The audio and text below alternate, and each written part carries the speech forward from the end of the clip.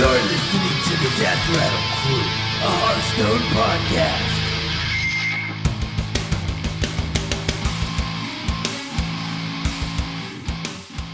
DRC, ladies and gentlemen, welcome to the Death Rattle Crew, a Hearthstone podcast. This is episode 40, and I'm excited even if Matt's not. That's okay. I'm Tag 2. 44-0? 40. Yeah, 44-0. Yeah, 44-0. Like, that would be 440. We have not done that many episodes. Yes, we have. Hearthstone's been around longer 10 than years that. of Hearthstone. Yeah, man, get on it. We've been there since the big... No, we haven't. I'm lying. But I'm Tag 2, joined by the legend formerly known as Jeremy. Yeah, I'm excited. And like Mushu. Like Matt. I'm genuinely excited. I've gotten over my my early morning rage because like I don't know how often you guys get up like particularly early after 5 hours of sleep, but when I do, I hate life, and I know like that I'm quite irritable in the mornings because certain things that I would otherwise be ecstatic about would be it just seemed like annoying as shit. Or I noticed when I like had to pick up my headphones and it got like a little bit caught on the table, and I was just like, no, fuck this, I'm going back to bed. Or when like the pop filter on my mic like slid around, I was just like, no, I hate this fucking game. I'm going home. Screw this. But it's sort of I had coffee, I had some food, and it sort of like it picked me up. I wasn't gonna have a cold shower, but because that's what really seemed like brutal to me. It's like, oh man, maybe I'll just go have a cold shower or not. And like, that'll wake me up. But then I was like, that seems like a horrible idea. Why would you ever want to do that to yourself? Oh. Well, also, we let you sleep an extra hour, so that helps. Yeah, you're welcome. Yeah, you see, you say you let me sleep an extra hour, but then I got up at 6 anyway, because I knew that like there's been a growing theory of, you know, whatever time I would need to be up, an hour beforehand is like the min I can do it, because, you know, if I need to be somewhere at 8, if I get up at 7, try to get up, you know, shower and eat some food, leave half an hour later. But if I get up an hour and a half earlier, then I get to like stay in bed for like half an hour where I'm like, do I get up? Don't I get up? And if for some reason I get up when my alarm goes an hour and a half earlier, then I get to do all kinds of stuff before I have to do something. So it's all about figuring out the kind of person you are and adjusting to it. I know I'm lazy and a man of convenience, so you just have to play around that sort of thing, and then you know you win more games like that. Game of life. I don't know, man. I think you're a fantastically happy always person, except for because the listeners didn't hear it. You weren't excited that this is episode 40.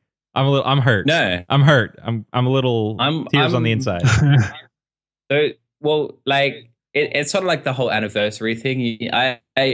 One of the things I'm trying this week, for those of you playing at home, is the Facebook newsfeed eradicator. And part of the reason I eradicated said newsfeed is you see people celebrating anniversaries with like a girlfriend or a boyfriend at like 1 month to like 3 month intervals. It was like that doesn't feel particularly long. Why are you celebrating that? I think you should be restricted to 6 months a year and intervals as such.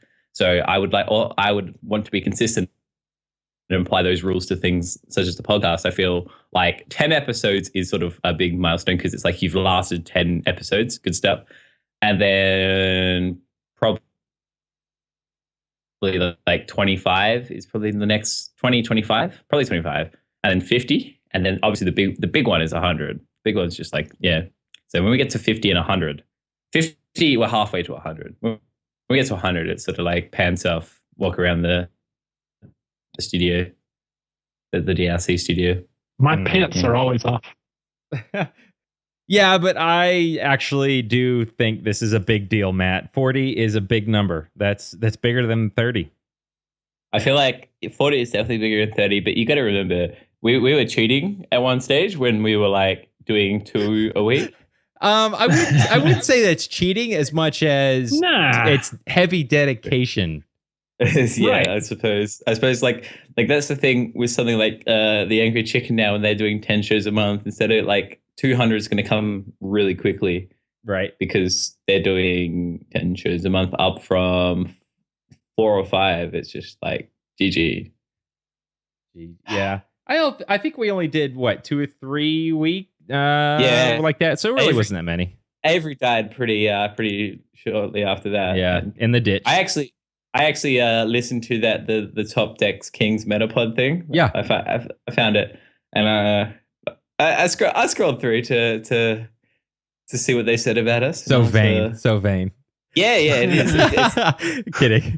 it was one of the most vain things I've ever done. It's just sort of just I threw it. It's like when you Google yourself. I can't Google myself. There's like my name's too common. Like it's Matt Hill or Matthew Hill is like particularly too. Yeah. That's a pretty common. Yeah, it's a relatively common combination of names. It's just like I'm it's kind of a pleb. But yeah, I enjoyed what they said about it. I feel like they were super sweet guys and a gal.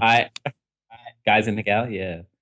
It's hats off to them for listening to so many different for real podcasts.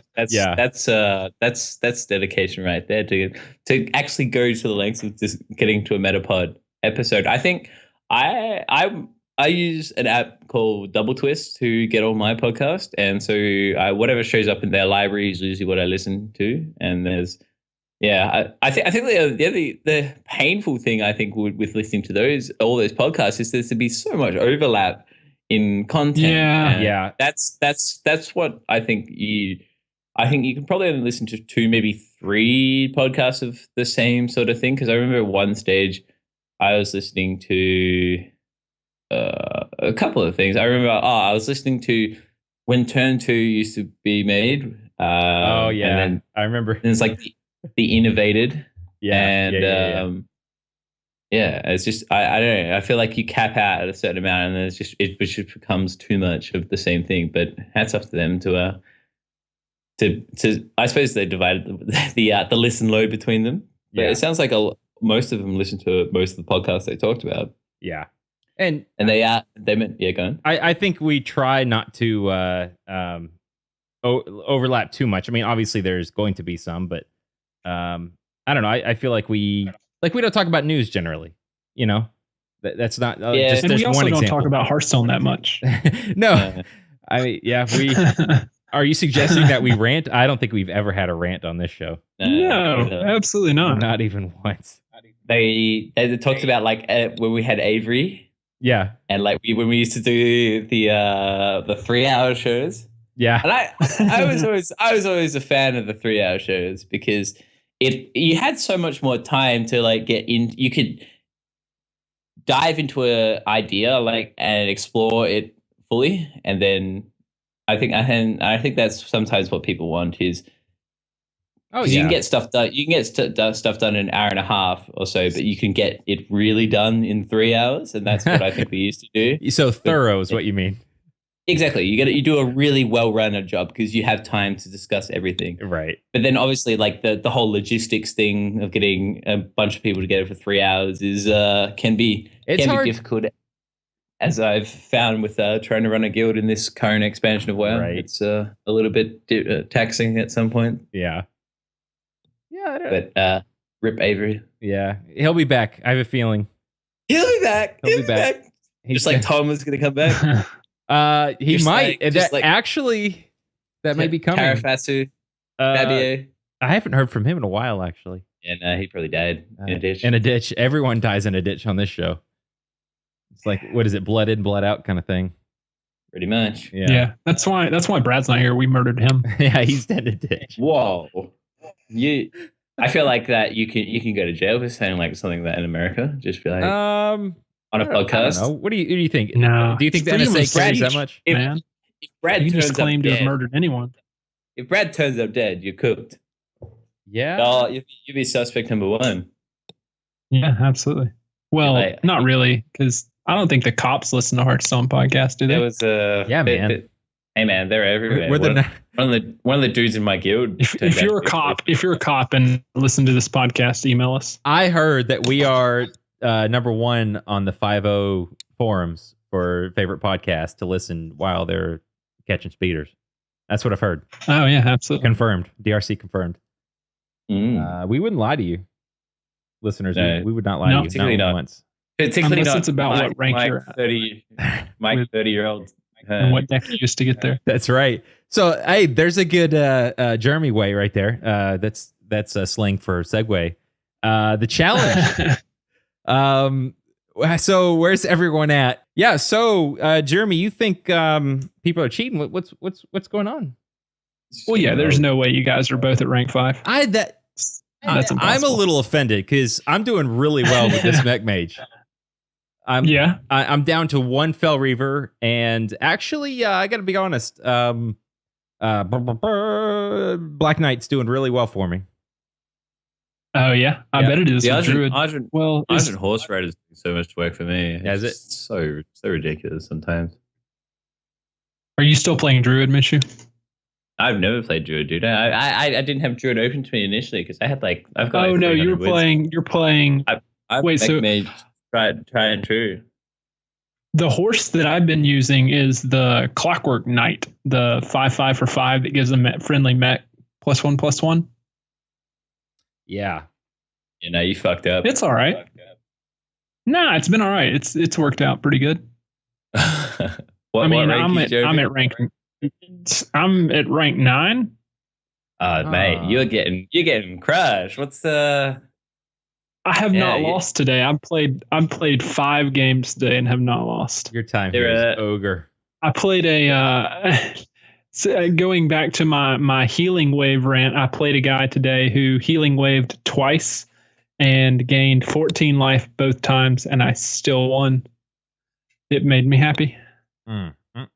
You'll also have what, 3 days? Well, I've got 2 days and 12 hours or something like that.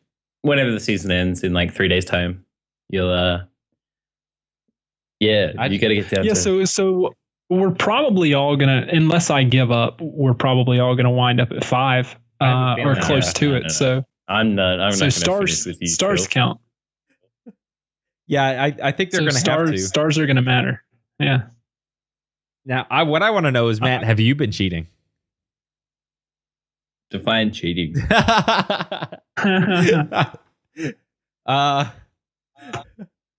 Playing ranked with a deck that does not fit the constraints of the rules that we've laid out. Nah, I've been playing legitimately. I just sort of got into a bit of a groove. He's like, no, that ain't me, man. That ain't me. That ain't me. That ain't me, man. I'm interested to start next month. I think. What do you think? 100 games? 50, is that too many? 50 games? Whoever gets the highest win percentage with, I guess, whatever we decide. I don't know. I mean, I feel like that's sort of. Go ahead. You want to do it? Do we want to do another challenge kind of thing, or how do we want to do it? We should have, instead of a challenge. Instead of a challenge, we should do a DRC tournament. Not a four-person tournament and double elimination. Okay. That's even faster than what we had last time, Mike. He's cutting in half.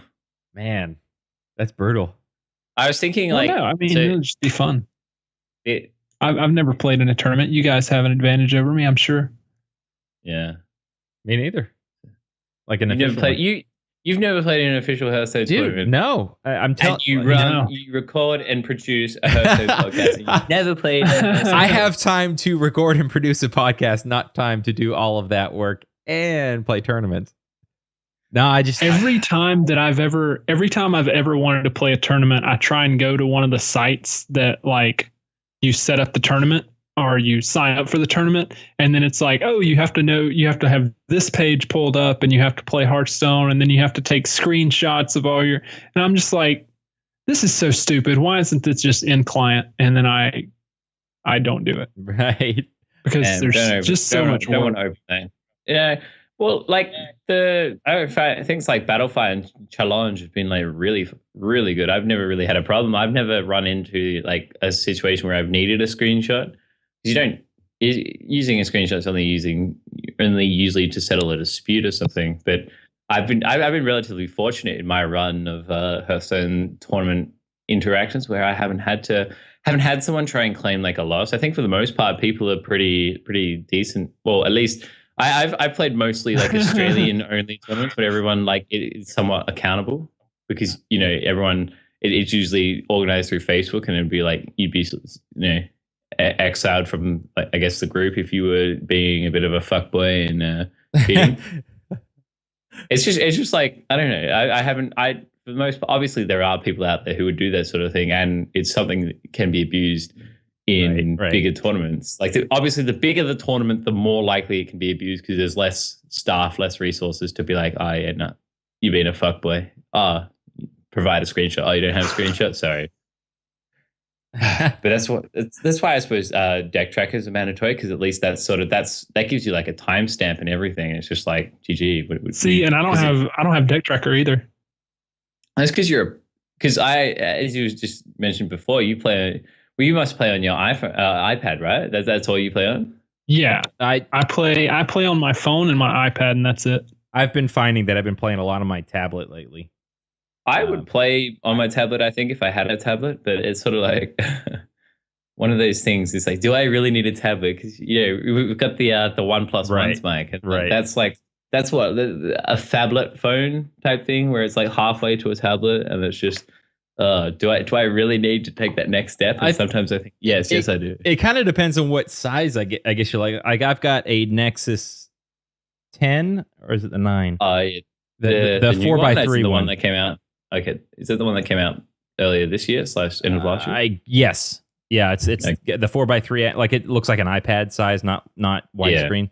And it's different, obviously, in the phone just because it's such a bigger screen because of the aspect ratio. But yeah, like a Nexus 7, between that and the phone, there's not really a huge difference.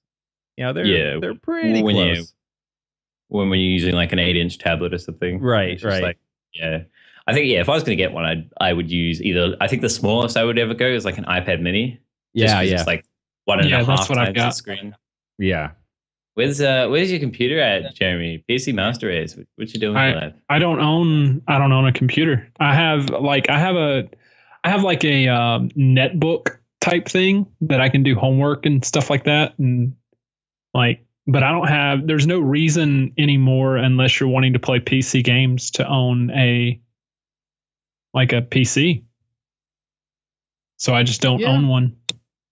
But that's crazy talk. Who would not want to play? He's fucking games? Crazy, Mike. He's fucking crazy. Let's get him off. PCs are expensive, man. Yeah, PCs are expensive, and you got to. They're not expensive. Replace them all the time.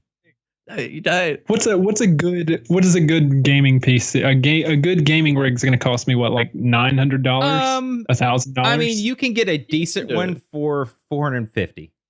Yeah, I think you can play all of the things, like all of like you can play hosting, you can play WoW, you can play, unless you want to play like AAA titles, you can pretty much throw something together for less than $500 and be ready to go. It's not. Tell you what, if you guys can put together a PowerPoint that explains to my wife why I need an iPad, a PlayStation 4, and a gaming PC. There's the problem. Console flip. You have a fucking PlayStation 4. There we go. There was something missing in this equation, and that's what it was. It's just you're a console player. How else am I supposed to play Uncharted? How else am I supposed to play Uncharted? This is like a foreign language. No, I'm kidding. I actually kind of want to get an Xbox One for Halo 5. I heard the campaign was like a really big disappointment. I'm afraid of that because 4 was pretty bad. I've been told. Yeah, from what I've been told, I've got one of the guys I have on Facebook I used to work with is a manager at it's called EB Games in. I don't know if you guys have that. Yeah. Okay. We do. Yeah. So he's like he's one of the best managers in Australia. And so I trust his gaming opinion through and through. And he's just like, oh yeah, the campaign story mode is bad. I was just like, fucking rip. I've never played much Halo. I only ever dabbled in like Combat Evolved when it was remade for Windows. Yeah, I was listening to, I don't know if you guys listen to Giant Bombcast. I've listened to it's it like before. Yeah, those guys are awesome. They were talking about Halo today, and I'm in the same boat as Matt. I don't ever play Halo really, but they said too busy filling up your PS4. Right, exactly. And they said it wasn't good. They said it was mediocre and it was weird, and it kept like they said one of the biggest disappointments with the game. Like you'd get really into a story, and then like there's two different groups in the story. So it'd come up to this like, oh, there's this pivotal moment, and then it'd swap over to the other story, and you'd have to play it for 3 hours. And they're like, wait, I don't care about this story. I just want to know what happens at the end of the other one. And then the very end of the spoilers for anyone who wants to play Halo 5. This isn't really a spoiler, but I know how anal people get about that. Apparently, like there's not a really good ending. It's just like you'll find out more in Halo 6 that comes out, like 3 years from now. Oh no. Got him. I That'll hate teach that. you. I hate that so much. Like, why do they do that? Don't play with me like that. Don't play games with my heart. I don't like that. You know what else I hate? Yeah. What? I hate tangents. No, you don't. Yeah, no, you got me. I don't. No, I was going to say that's untrue. But with all that being said, It's more untrue than the fact that Matt has used Mech Mage to get to rank 5. Oh, yeah, man. Me too. And you were so fucking salty. No. You're getting left behind, aren't you, Jeremy? guys lied. No, I'm warming up my pipes. If you had a PC, Well, you'd I be wake up right now. in the morning feeling like P. Diddy. Yeah, you guys are going to love it. Oh I'm my excited. God. You can't match I'm going to do a those mouse remix clicks. version. I was thinking I can't do what? that's- You can't match those the mouse clicks that we can do. So Yeah, my KPM, man. Oh, yeah. That's what it is. I think so in terms of things that we should do next month, I think rather than play like a quota of games, I think we should change it up and go like arena runs or something. And so you get like Oh, no. you get like 3 or 4 arena or X amount of arena runs, and then your average, and whoever has the highest average of wins is the winner, and like proceed that way. So say if you play like 5 arena drafts and have an average of 7, and Jeremy has an average of 6. That sounds then it's just cool. like, Yeah. yeah. That does sound good. Okay, I'm really so- bad at arena, but I'll do it. Yeah, I haven't really And been playing, This but is where we just use the Hearth Arena overlay and just make you not bad at drafting arena at least. yeah. The gameplay They don't have Hearth Arena overlay for the iPad, so I can't use it. Oh my fucking god! Sad. How do you? I know, live right? life?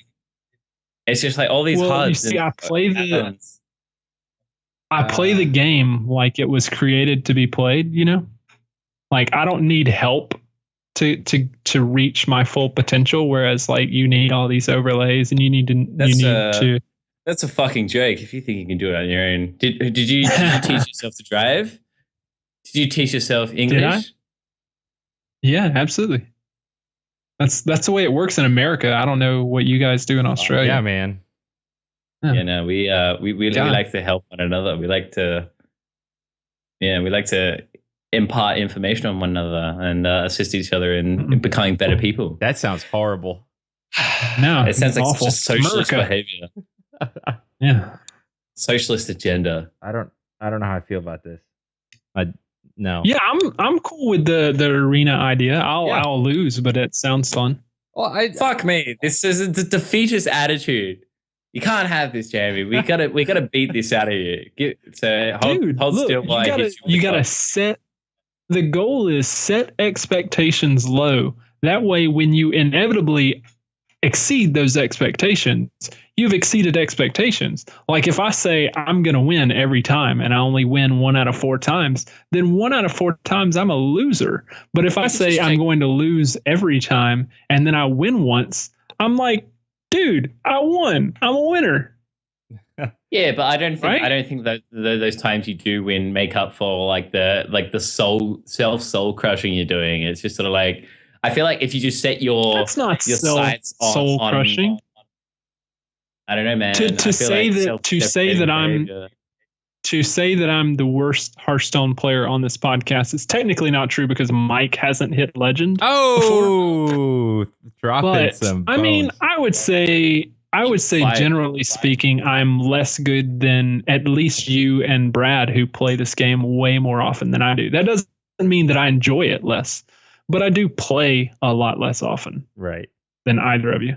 So tell us more, Jeremy. Why do you deprecate? Why don't you feel so appreciative of yourself? Appreciative. Oh wait. Oh, okay, I okay. remember you explained the line. You explained, and I was like badgering. For those of you playing at home, we had a rather large pause due to circumstances. But yeah, I'm pretty sure you said something like talking about how you wanted to lower your expectations and shit. And I was just like, no, you got to aim. I feel like if you aim for just doing as well as you can, then it's just like that's all you can really aim for. Like if you do as well as you can, you can't really expect to do more. And if you do less, then you've sort of just let yourself down.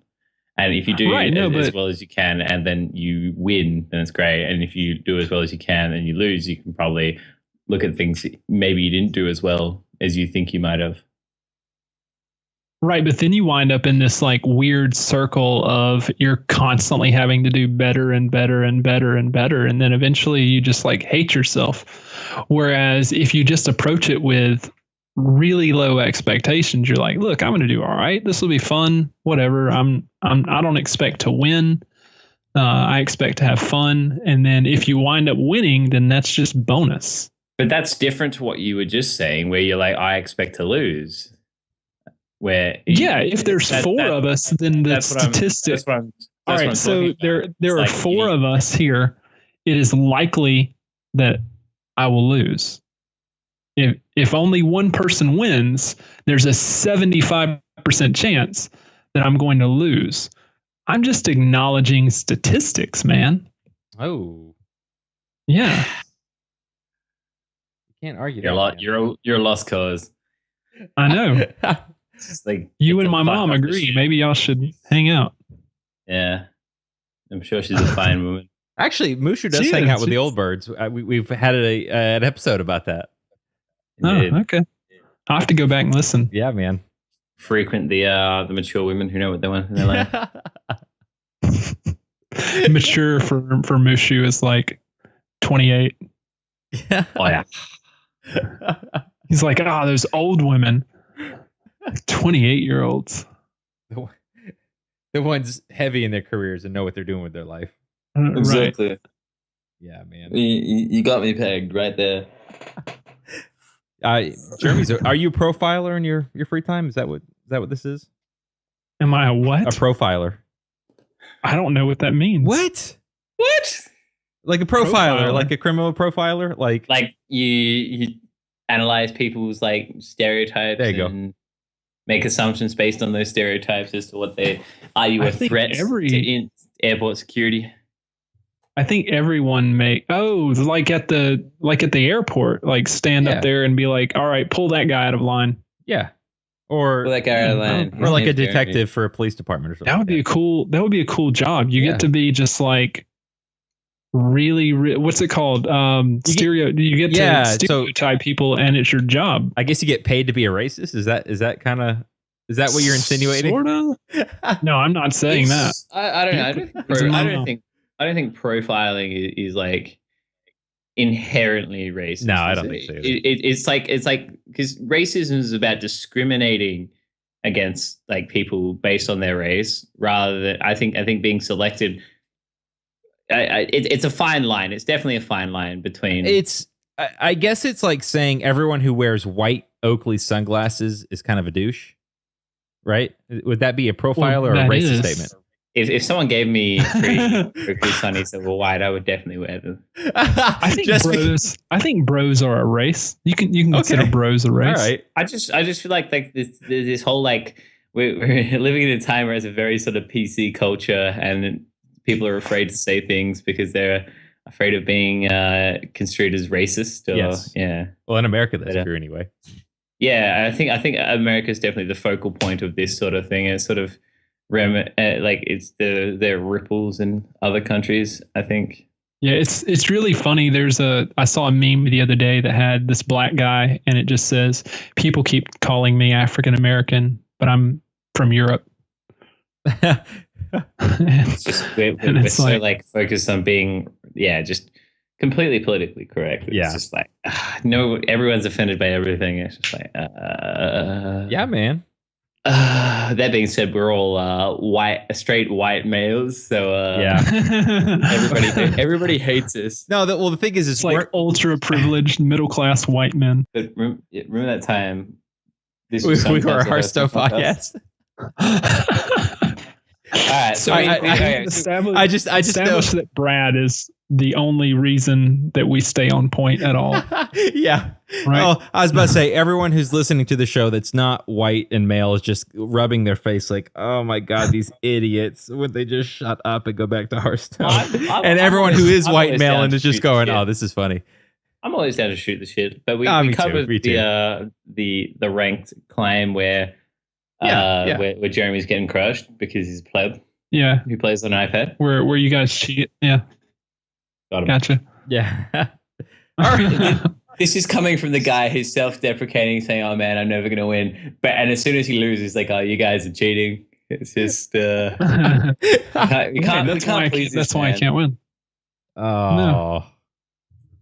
I don't know. I'm tasting a lot of salt. There's a lot of salt in the air tonight. Yeah, the pH levels have definitely gone up in this room. Oh my goodness. Yeah. Okay. So that out of the way. Real quick, just want to talk about BlizzCon. So that way, if you're a listener out there and you're going, you can find me and tell me how much of a white bigot I am for this week's episode, I guess. I knew it. I knew you were a white bigot. That's you. Oh, you can smell them a mile away, can't you, Matt? Yeah. All right. So You're from Atlanta. There are no other options. right. I don't know, man. I think we're kind of a melting pot, but that's a completely different episode, right? It's not like I live in South Georgia or something like that, or Florida, right? I don't even know. Why not? I don't know. Yeah. Sure. Whatever you said. So how are our picks doing? Do we want to? Oh wait. Let me. Do we want to talk about that or BlizzCon first? Yeah, let him speak his piece that's about how- BlizzCon. Let me do my pieces. Just let the man speak, Jeremy. That's how our picks are. BlizzCon. Just a couple updates real quick. So, if you're going to be there, let me know.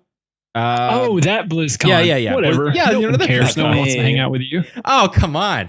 So Thursday night, we should be, I'm going with a couple buddies at the Con Before the Storm. That is November 5th. It says from 6 to 11. And unless I'm mistaken, that is at the Hilton. I hope I'm right. Maybe I'm wrong. If you shop at the wrong place, then he was wrong. Yeah. So I knew this when I signed up for it. Now I can't remember. It'll be there. So if you're going to be there, go check that out. And obviously at the con, on Twitter, I'll be on Twitter the whole time. And I should be pretty easy to find. Just look for the devilishly handsome young guy with tattoos. Bigot. That's White male.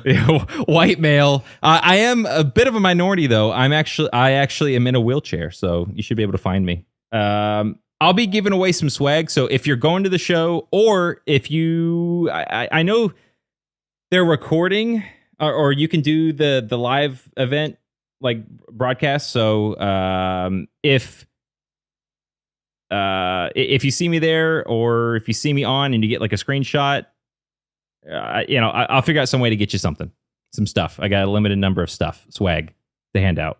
There are only a certain amount of swags to go around. Yeah, there's so much swag. So yeah, again, I should be pretty easy to spot. I don't know how many people are going to be there in wheelchairs. So like white males. There won't be any white males at the event. Just get some mag wheels for the wheelchair. Yeah, just dude. I'll put a picture on Twitter. Get those like neon lights that they have underneath cars. Oh, yeah, dude. Just that would be great on the wheels. Some of those guys in like power chairs do that. Like I'm in a manual, like a push chair, but yeah, those electric chairs. I've seen like they got tank treads on some of those things, man. They're freaking ridiculous. Yeah. You never know when you'll have to escape a volcano. Right. So yeah, tank treads are good. And as long as you're going downhill, you're fine. Generally. Right. That's what I say. I mean, Anyway. use some, like lasers in this wheelchair and just start, freaking people out. Yeah, dude, for real. We get good times. So that's BlizzCon. If you're going, let me know. If you're not, If you're not, I don't give a shit. That's right. But on to the next thing. So our picks. What's the lowdown? Who wants to go first? All I know is RIP life coach. Yeah. Yeah, life coach lost, but conveniently he lost to Cranage, which I also have. So I still win. Right? And life coach is only it's double elimination, and I've got 3 people in Group B. I've got Cranage, Nias, and life coach. So I'm guaranteed to have at least one person in the top 8. And it's possible I could have 2. It's possible I could have 3. I thought, okay. Because I have No Tomorrow, who also lost. I thought everyone played everyone, and then it's the top 2. No, it's split into 2 groups right now, and it's double elimination, I believe. Okay. So, like, life coach has lost once. He'll play the loser between Nias and Zoro, and whoever loses that is completely out. Listen, and then he'll have to play the loser of Cranage and Nias or Zoro. I see none of that matters because Tice is gonna win. Apparently, dude, did you see? All right, so he completely destroyed No Tomorrow. Like, it wasn't even close. Like there was no tomorrow. Exactly. Well, and yeah, it was really bad. So No Tomorrow, he brought let's see. No Tomorrow brought mid-range druid, hybrid hunter, and a paladin that we didn't even get to see him play. Tice came out with patron warrior, which crushed No Tomorrow's mid-range druid, and then he played dragon priest, which then proceeded to also crush the mid-range druid, and then Tice had freeze mage, which crushed hybrid hunter. Like at one point, Tice got the Alexstrasza himself while he was on 1 health, so he got the full 14 health gain from Alexstrasza. That was funny. I mean, it was really sad because No Tomorrow, like, he had one chance to top deck a win, and he drew like explosive trap, so it didn't work out for him. But that was the only game that I got to catch today. But apparently, so the results were Tice beat No Tomorrow 3-0. So Tice is 1 up in Group A. Cranage beat Life Coach 3-1. Austkaka beat Love CX 3-1, and then Pin Ping Ho beat Purple 3-1. So yeah, so it's looking pretty fun so far. Yeah. So there are 4 groups. Yeah. There are 4 current groups. Right. Okay. And I think it's 4 groups that are double elimination. I'm just trying to. I don't think that works, does it? If it's so double M, double. Yeah. Oh yeah, okay. It'll be the top. Okay, it'll be the top 2 for me. That seems kind of gimp when you think about it, because you can play. I suppose the difference is you only play maybe one less match if you. Yeah. I don't know. I would think like the best way to do it is to play everyone like twice. Like that's the most. But because BlizzCon isn't for like take forever though, right? But they're starting a week early. That's the thing. Like, because BlizzCon's not until not for like another 8-9 days. Yeah, what is it? It's yeah, Thursday. Yeah. I mean, today's cast was 4 matches, and you look at roughly 2 hours per match, so that's like 8 hours, and then they'll have to do another 8 hours tomorrow. And then they'll have to go to the loser's bracket, which is another 8 hours. And then the second loser's bracket, which is another 8 hours. So that's 4, 8, hour days of casting just to knock it down to the top 8. Yeah. And then the top eight, it goes to, you know, actual playoffs. So you'll have, you know, single elimination in the actual BlizzCon championship. I suppose it's like the comparison is drawn to like League of Legends or something like that, where it's everyone plays everyone, but then that's done over like a month. There's like a month of Worlds for League of Legends. I suppose if they want to, this is definitely like moving in the right direction. I suppose though. Yeah, I mean, at least it's double elimination. At least it's not, you know, single elimination into the top 8. As if they would fucking do that. There would be so much have you heard the saying esports whenever something like RNG happens? You know, esports. Oh, yeah. It's just like it'd be such an esport if, you know, it was single elim. It'd just be like the biggest fucking joke ever. It's like, yeah, good job. You know, play all year, get one and grind your way here, then win this massive like regional qualifier, then go out in a best of then die to one. a boombot. Yeah. It's just like ugh. But I suppose no matter how you do it, there's always not going to be people who are happy. I mean, in the quarterfinals, semifinals, and finals is all, you know, once they get to down to top 8, that's going to be single elimination. So that's you can conceivably. I wonder if they get to change their decks at that point once it gets to top 8, or if they're now stuck with whatever decks they chose through the entire event. That's an interesting point. I hope they're not stuck with what they're locked in. I think that would be, because then you could just study it. I feel like it becomes so solved, right? Like maybe for example, like quarterfinals or something, you have to lock in your decks by the 1st of November or something. Or you get a day or two to prepare to see who makes it and shit. I mean, a lot of these are just what these guys stream. So like when you see Tice queue with Mage, you know it's Freeze Mage. When you see you know, like Crenage have a Druid, you know it's going to be mid-range. It's not going to be the aggro version. You know when Life Coach chooses Warlock that it's going to be Handlock. So to a certain extent, it's all kind of predictable as far as what they're going to pick. But I still think like if you don't give them an opportunity to change before the finals, then like they're just locked into this weird deck. I feel like it's the tech choices that make, because I think you're right. I think, you know, a player's popular for playing a certain deck is probably going to play that deck. But like, you know, are you going to put in Harrison Jones or a Black Knight or Kazan Mystic? Yeah, and you can approach an 8-man tournament way differently than, you know, a 16-man tournament, basically. So I don't know if they already chose these decks before they found out which group they were in. 10 out of 10 they did. 10 out of 10, their BlizzCon decks were locked before the groups were drawn. You think so? Yeah. I would think so. Okay. So, like, I don't think that would necessarily be, I don't know, that doesn't seem right. Let's get it all laid out. But yeah, I would hope that you're allowed to change your deck. Like maybe, yeah, I would think that you're allowed to change your decks at every stage of the tournament. So groups going to, so you set your decks for groups.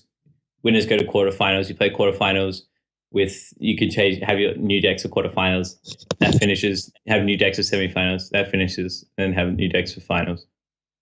I think that would be. So how about Tice winning with mid-range Patron Warrior? Have you guys? I mean, I know we kind of talked about it last week, but apparently this deck is like an actual deck. Well, it's like it's not. It was never like rip Patron Warrior. It was rip one-turn kills and doing ridiculous things with Patron Warrior. I mean.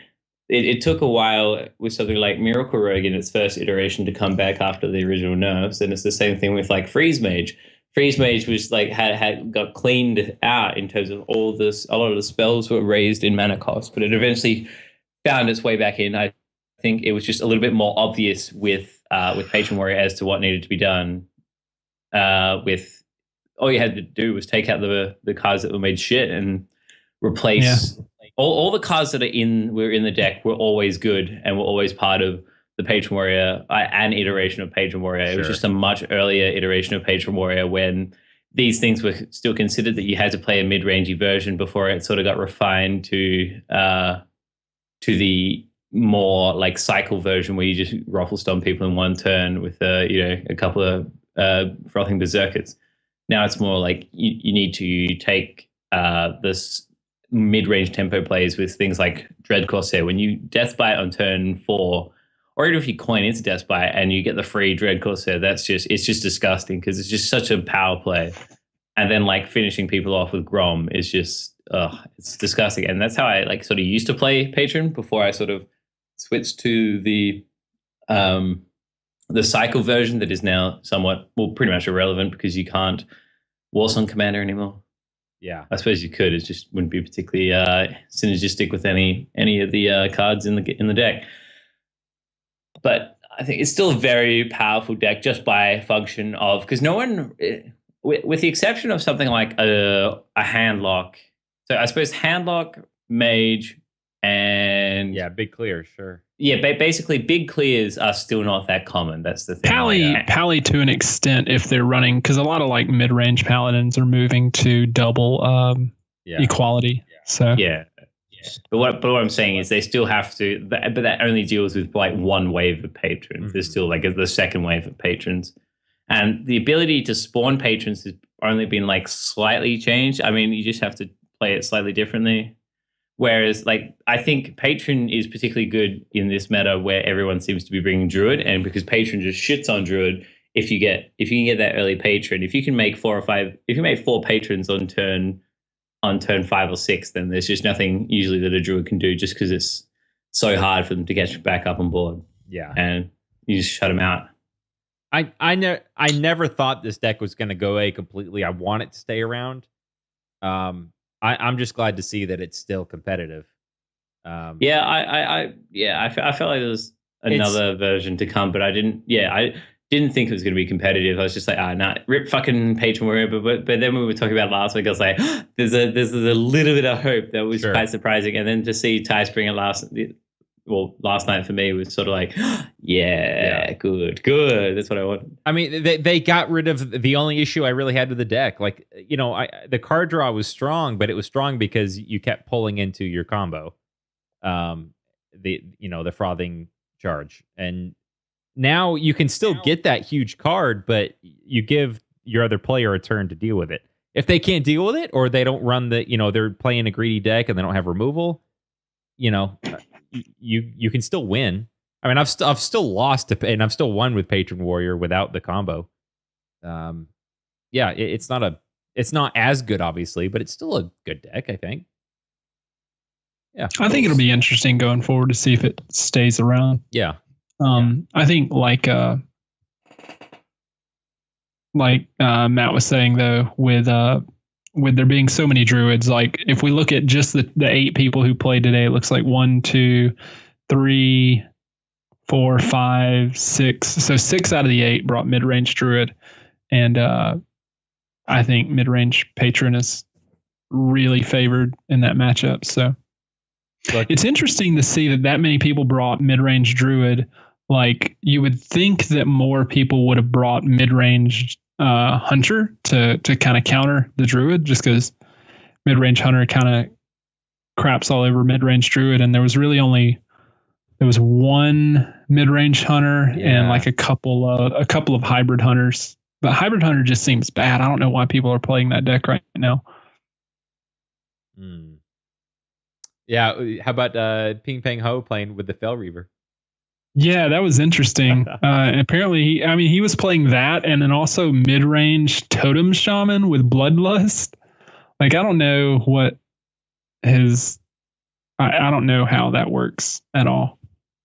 It's exactly the way it sounds. I mean, it's too strong. Can't stop it. You take the board in mid game, and then shit on them with Bloodlust. That's your win condition. Just Bloodlust.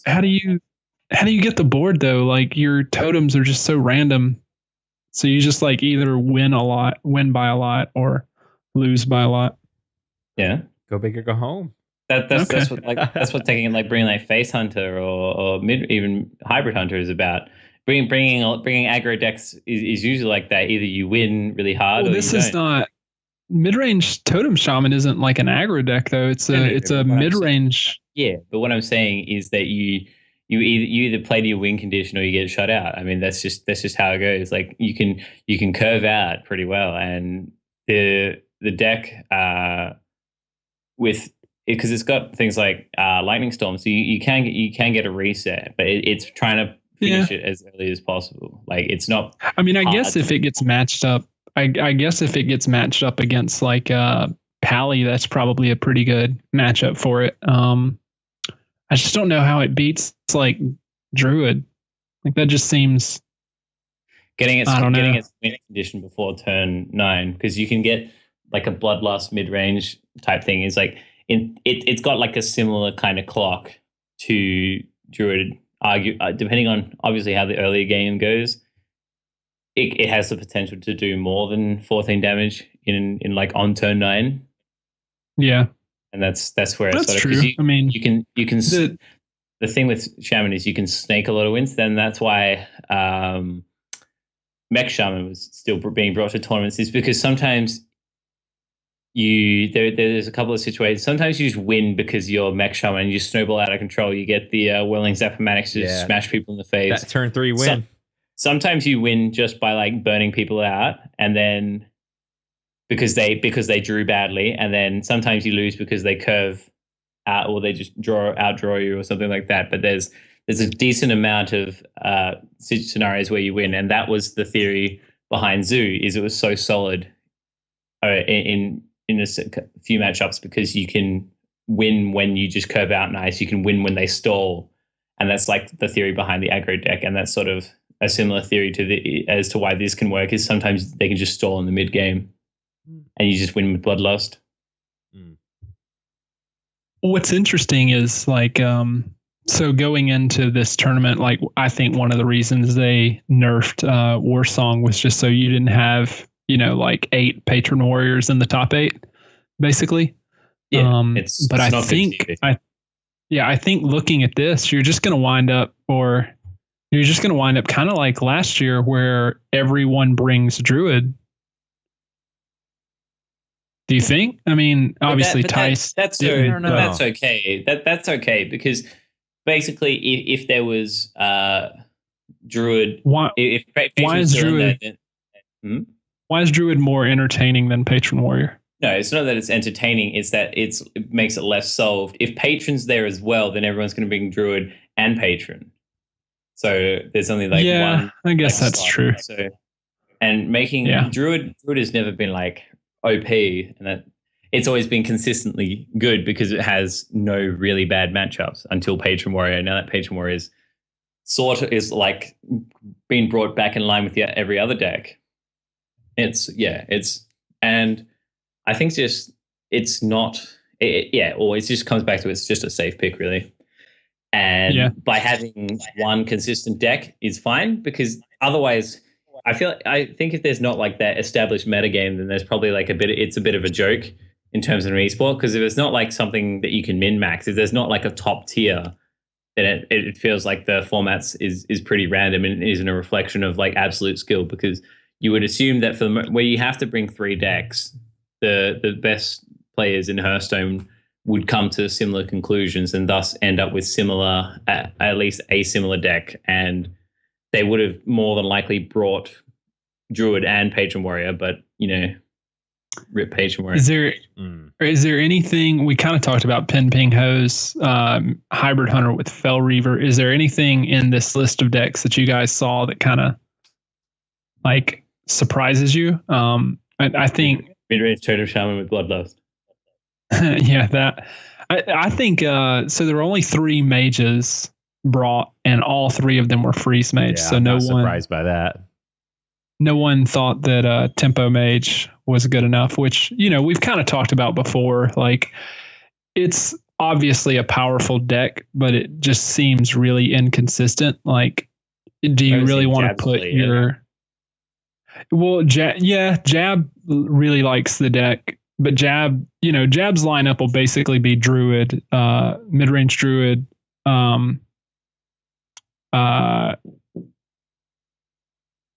mid-range Hunter, and God, what were we just talking about? Tempo Mage. Like that'll be his lineup because that's two out always of 3 classes. What was the third class? Well, no, he's gonna have Tempo Mage. He'll have mid-range Druid and mid-range Hunter. Those are his 3 decks that he always brings. Wouldn't that be a reason not to bring those decks though? You would think so, but even when he played Trump and going into the elimination round to get into BlizzCon, they were interviewing Trump and he said, "Oh yeah, he'll always bring these 3 decks. Like that's what he brings." So I already know his lineup, and that's exactly what Jab brought, and Jab still won. So, I mean, I guess at a certain point, if you're really, really good with a deck, it's like that streak that Firebat went on back before Patron was the thing, where he played Freeze Mage in every tournament. And people almost got to a point where they were like targeting his Freeze Mage. Like I remember a tournament where it was Firebat versus I think it was Kibler. It was Kibler versus someone. I'm pretty sure it was Firebat, but Kibler put like 2 Kezan Mystics in every one of his decks just so that he could make sure that he would not lose to Freeze Mage. And then he wound up losing because whoever didn't bring the Freeze Mage. I'm pretty sure it was Firebat. But that was really funny. So, I mean, I guess you could do that. Like there's always kind of been 2 approaches to the tournament. You can either bring decks that you're comfortable with, like the decks you think that you have the best chance with, or you can bring decks that target what your opponents are good at.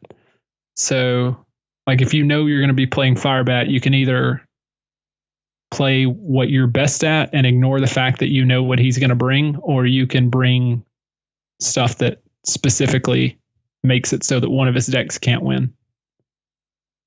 Yeah, but that's always been a strat in Conquest, is target one deck that is pretty popular around and just try and fuck it over. But the thing that's interesting to me, at least with this first day of play, is I would have thought there would have been more control warrior / more warrior in general, because I would think that I would think that there'd be less Freeze Mage, because I would think that the natural progression of people still playing warrior would be that there's going to be warriors and possibly a lot of control warriors, so there's going to be a lot of armor.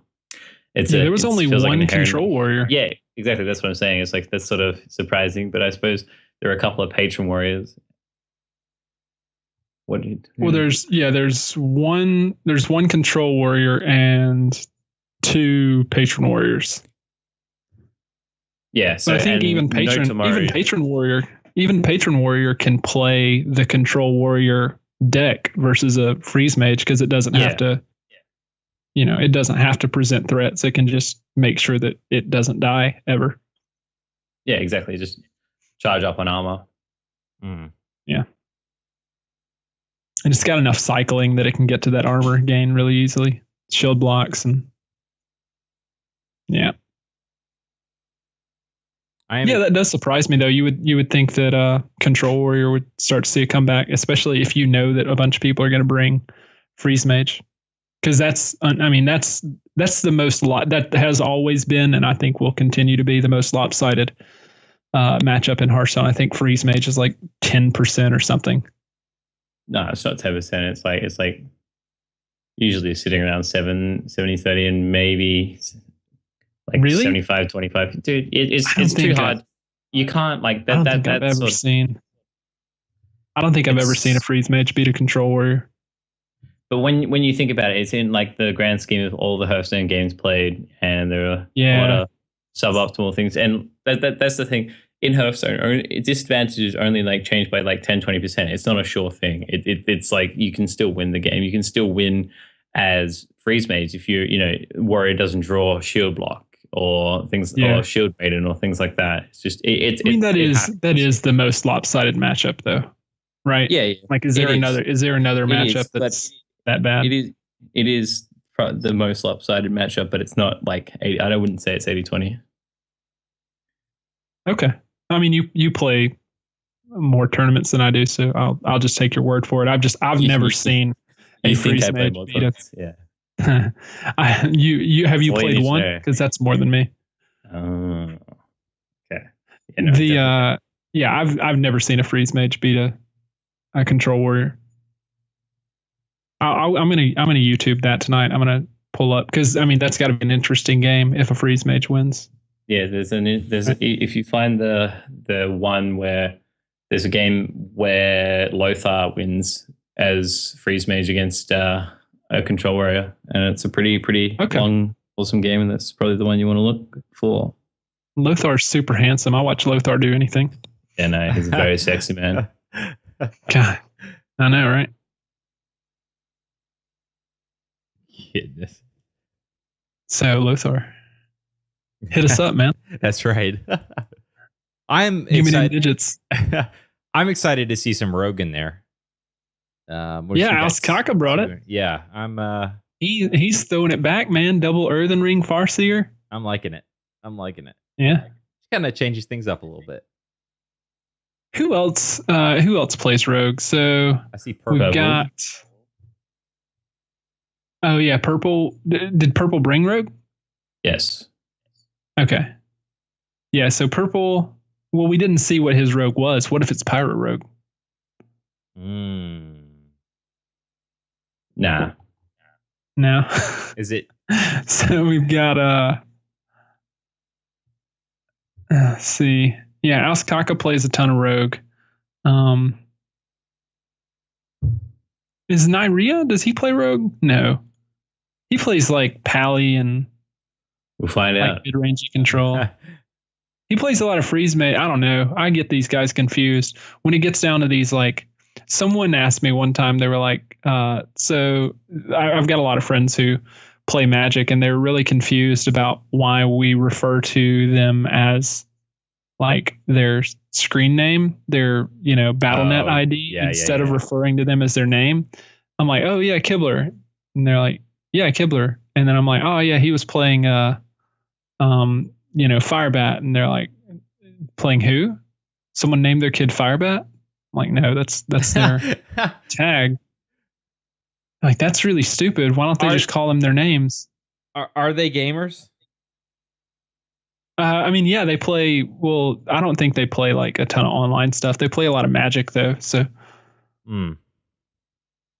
it's kind of like when you first started playing World of Warcraft though, and like you create your first character and you're like, well, I am this character, so I'm going to name this character something that's close to me. And then like you sort of get into it, like this is me. And then you realize, oh God, this is really boring. I need like 3 characters. So then your other characters, like you realize, oh, so people are referring to me as my name instead of my name in World of Warcraft. Cause that confused me when I first started. Cause I created like, I am Jack Bauer, which is a hunter. And they were like, well, what's your real name? I'm just going to call you your real name. I was like, no, call me I'm Jack Bauer. Now it's say that whole sentence. Yeah, you like really long names, don't you? Yeah, absolutely. It's cool. Yes. I was thinking about really this. difficult for people to type in. Right. The legend formerly known as Jeremy is not like correct in any sense because he was formerly legend. It's not like we call him something else now. It's like my card back still says I'm a legend. I don't know what you're talking about. But yeah, you're not something to, called something else. It should be what instead of the legend. There's no reason to hit legend multiple times. You don't get like another card back. The former legend known as Jeremy. All right, we can change it if you want. As long as I had to keep the card back, I'm cool. I don't care. That's not how it works. Legend anymore anyway. Too many face hunters and secret pallies. Mid-range hunter doesn't work anymore. Mid-range hunter will always work. No, not right now. It doesn't. Have you played like how many? It loses to secret pally and it loses to face hunter, and those decks are like 20% of what you're seeing, so you're automatically giving up like 20% of your games. No. It's really good against Druid, and it's pretty good against it's really good against Control Warrior, I guess, if they play badly. But I've only seen like in my gauntlet from like rank 10 to 5, I saw one Face Hunter and one Secret Pally. I saw like a lot of wish I mid-range was that paladins. lucky. I'm not seeing mid-range Pally at all. It's like I'm playing mech mage. It doesn't really matter what they play. I mean, Yeah, either I like win or I don't win. Right. 50-50. It matters how effective your Goblin Blast Mage is, because if they're playing, if they're playing mid-range Pally, your Goblin Blast Mage is usually pretty good. It's just good, like in every matchup, because it's like a ridiculous card. It's just good tempo card. I think it's less good than it used to be, but it is really, really good. Remember when that deck first came out and it was like unbeatable? That was crazy. Because people when it came out, used to call for trash. Goblin Blast Mage head. When it came out, it was trash because like Zoo was still at the top, like, and Zoo was still really good. It's only when sort of Zoo fell off that it was able to become okay. But you don't think Zoo's bad right now, right?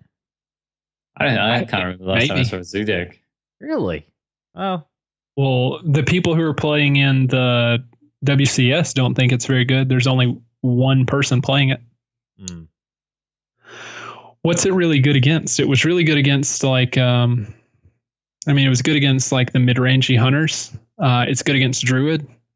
So maybe it's time for a comeback. I don't know. That would be interesting. Play some, I haven't taken I've still got my mid-range like Demon Zoo put together. Maybe I'll try that out on the ladder once this whole competition's over. See if it's any good. Do you guys think that? Do y'all think that the like a really aggressive version of Zoo will ever come back? Like dropping the demons you top out curve at the 5 mana guy? Probably not. Like it's just I would think something like Mech Shaman or Face Hunter is better at that. I just don't think so the stickiness of Zoo minions were replaced by even sticky minions and that raised the curve. It's still, I don't think that the lower curving Zoo, like you can get a lower curving Zoo in that where you cut like the top end and just usually keep the Void Callers and stuff, but just have like run double Doomguard and stuff. And you cut out like the Boom and the Mal'Ganis and shit, but not the way it used to be. I don't think. I think it's a much because when I first started playing Hearthstone, the only 2 decks that existed on ladder were the really, really aggro Zoo and the aggressive Undertaker Hunter. Mm. Those are the only 2 decks on ladder. Well, that and like Druid, but both those decks crapped on Druid, so I don't know. It'll be interesting to see. I think this the WCS will have a pretty big impact on the ladder too. Yep, that's how it works. Once soon as these decks are posted, then you'll see them on ladder, which is a good thing because chucking a Bloodlust Totem Shaman in the mix is not necessarily a bad idea. Throwing some Oil Rig in there, it'll be fun. I miss Oil Rogue. Do you? I never played it, but I liked playing against it. Because you either win or lose on turn 7. Like, it very rarely goes to, turn 10 or 11 or whatever. That's true. Sure. I don't know. Saints. Talking in absolutes is always a bad idea. See? Appreciate the irony of that statement.